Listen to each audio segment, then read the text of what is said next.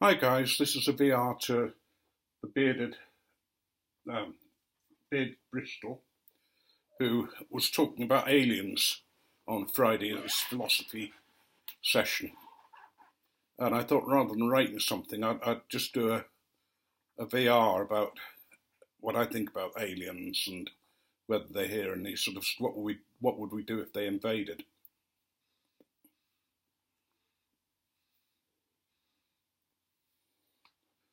Well, first of all, I used to work or as a volunteer at probably the biggest public observatory in the UK. It's in the dark sky area of Kielder Dam and Reservation, Kielder Water, which is on the Scottish border and just below Hadrian's Wall.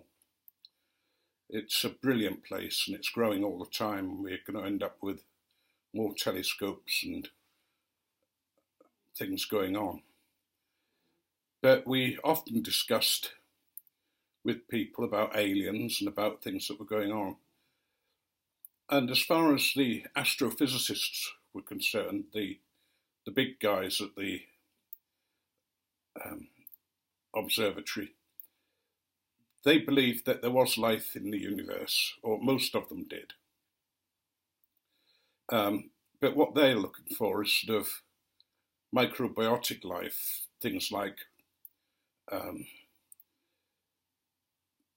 bacteria and that kind of thing. And one of the curiosities was on the space station.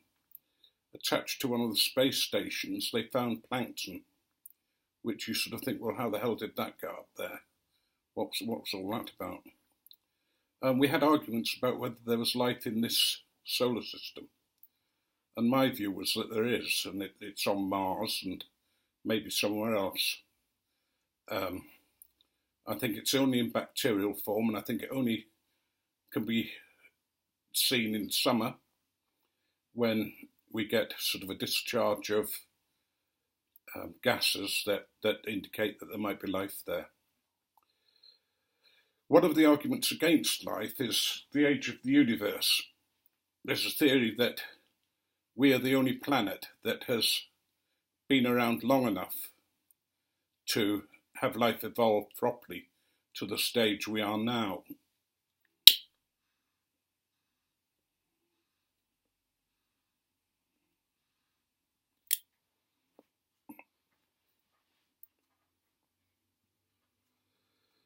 But I think within a few years, at the most, maybe even this year, the space agencies, the European Space Agency or NASA, will come up with that they've found primitive life, and by that I mean sort of bacteria and that kind of thing.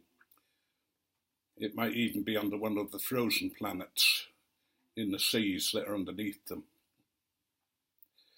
But then there is, what about if there is real life out here? You know, there's the Nazca lines that can only be seen from high up in the air.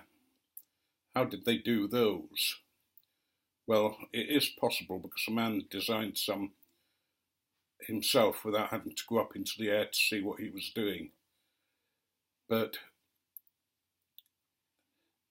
there was an Asimov story about life coming, and the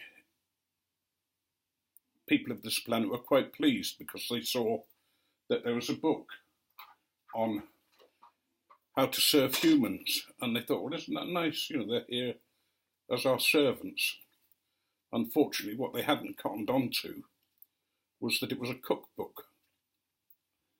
And we always assume that anything that comes to this planet is going to recognise us as sentient human beings. But is that necessarily so? You know, we're carbon-based life. What happens if they're silicon-based and bear no resemblance to carbon-based life at all? They would just consider us to be an oddity on the planet, not worth sort of thinking about. And I can't help thinking about the Native Americans, how they were treated by the early settlers in America. You know, they weren't given much credence at all. These were savages, not very intelligent. They needed to be treated like children because they just couldn't understand things. They had no concept of ownership of land and that kind of thing.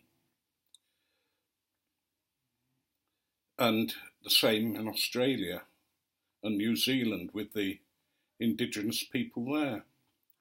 In fact, it's only a few years ago, I think in about the 70s, that Australian Aboriginals were recognised as people, as human beings. Before that, they were considered flora, not fauna. Just think about that. They were considered to be the equivalent of plants.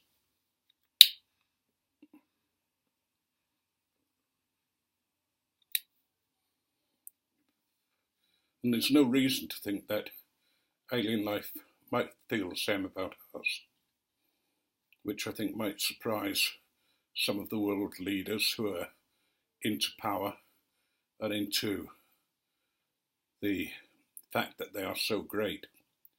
And I believe that there is a thing set up for first contact. And I believe it's all to be handled by the President of the United States.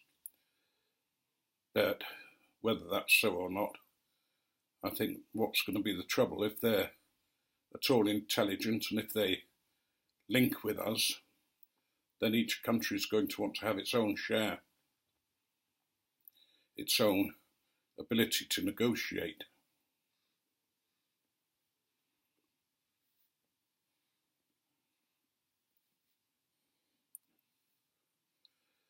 As to whether aliens have been on Earth before, I don't know. There seems to be evidence,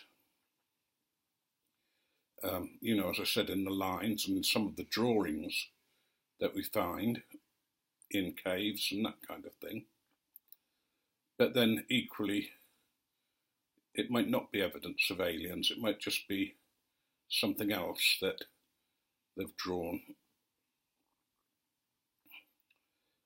But that's as far as I'm going to go with it. It's something I hope that there are aliens out there. I hope they're intelligent. And I hope that they've got to the stage where life's precious.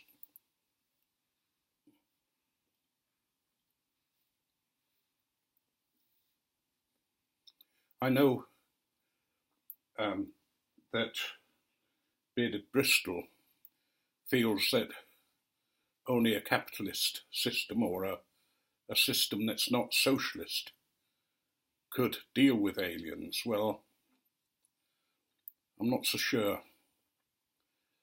I think they've got more chance of messing it up, of treating them as just that, aliens, not us. Whereas a socialist system has more chance of treating them as us and not aliens. But that's my own politics. I think that the Soviet Union is too right-wing, or was when it was in power. You know, I'm dyed in the heart red. So I suppose that bugs me up from now from getting any followers. But never mind. But just think if there are aliens and one of them's ill, how do we treat them?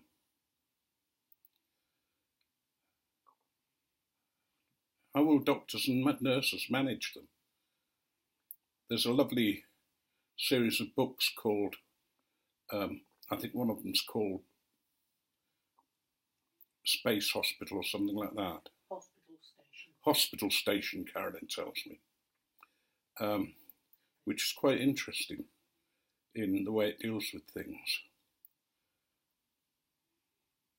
I do have a sneaking feeling that it's not so long before we will encounter life, but I think it's going to be a long time before we encounter life of another kind. The distances are just so far, and there's no way at the moment that we're anywhere near finding a way to break that rule that says we can't go faster than a certain speed. And you know, all the science fiction have these wonderful ideas, but they've got to be worked out and thought of and settled, and that applies for the aliens as well. And why aren't we getting radio waves from them? There's the occasional blip. But as far as our radio waves are, if they're getting to the edge of the universe and being picked up at the edge of the solar system and being picked up, at the moment I think they're watching Hitler. You know, and if you were on our nearest galaxy, the Andromeda galaxy, and you had a telescope big enough and powerful enough to look at Earth now from where you are, you would see dinosaurs, not humanity, because that's the way time works and the way space works. We've got a long while before our images and the radio waves can get over that far. Anyway, I'm going to stop there because I tend to go on too long. And I want to tell you about a bar. There was a guy at a bar and he was just looking at his drink. And he stays like that for over half an hour. And then a big trouble-making truck driver sort of steps in next to him, takes the drink from the guy and just drinks it all down. The poor man starts crying. And the truck driver's shocked and says, "Come on, man, I'm only joking. Here, I'll buy you another bloody drink. I just can't stand to see a man cry." "No, it's not that," the man replies, wiping his tears. "This day's the worst of my life. First of all, I oversleep and I go in late to my office and my boss fires me. When I leave the building, I go to my car and I find out it's been stolen. The police say they can do nothing. I get a cab home, and when I get out, I remember I left my wallet, and the cab driver just drives away.